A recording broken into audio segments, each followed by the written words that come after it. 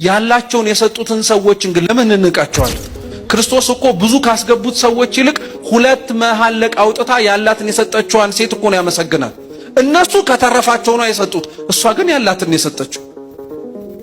ብዙዎች እኮ ያላቸውን ሰጥተው ነገር ግን ተርፏቸው የሰጧቸውን ሰዎች አቅምና ጉልበት ስላልደረሱ ብለን እኮ እኛ ፊት ነስተናቸው።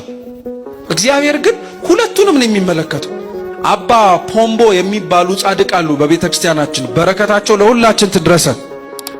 አባ ፖምቦ በዕለታት አንድ ቀን ውስጥ ተቀምጠው በገዳማቸው አንዲት ሴት 20 ወቄት ወርቅ ወይም ደግሞ 20 የተጠቀለለ እንደ ከረጢት ያለ ወርቅ ይዛ መጣች እና ወርቁን ይዛ ከመጣች በኋላ ቤተ ክርስቲያን ላስገባን የመጣሁት አለች። አባ ፖምቦ የገዳሙ አበመኔት ስለነበሩ እንግዲያውስ እሺ ወደ እሳቸው ገብተሽ ማቅረብ ትችያለሽ አሏት። ገባች። እሳቸው ሰሌን እየሰሩ ነበር፣ እየታቱ ነበር። ሰሌን እየታቱ ነበረ። 20 ወቄት ወርቁን ይዛ መጣችና ፊት ለፊታቸው አስቀመጠችው። ቀና ብለው ወርቁን አላዩትም። እግዚአብሔር እንደሰጠሽው ያክብርሽ ያመስግንሽ አለው።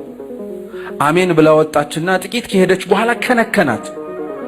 ምክንያቱም ያስገባችው 20 ወቄት ወርቅ ነው። 20 ከረጢት ሙሉ ወርቅ ነው ያስገባችው። እንዴት ይሄንን ሁሉ ወርቅ አስገብቼ እግዚአብሔር ያመስግንሽ ይሉኛል? በደንብ አድርገው ነው እንጂ ማመስገን ያለባቸው፣ እንደኔ የሰጠ ማን አለ ብላ አሰበች። ያቺ ሴትዮ ተመልሳ መጣችና አባታችን ቡራኪዮት ይድረሰኝ፣ ምናልባት ካላዩት ያስገባውት እኮ 20 ወቄት ወርቅ ነው፣ 20 ከረጢት ወርቅ ነውና እንደው እግዚአብሔር እንደሰጠሽው ይባርክሽ እኮ ብቻ ነው ያሉኝ አለች።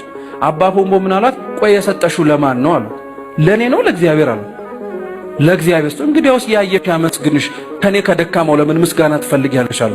እግዚአብሔር ነገርኳችሁ፣ ልናመጣለት የምንችለው ብዙ ወርቅ ብዙ ብር ሊኖር ይችላል፣ እናንተን ግን አይተካችሁም።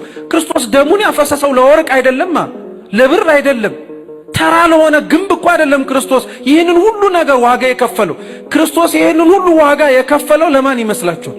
ለኛ እኮ ነው ደሙን ያፈሰሰው።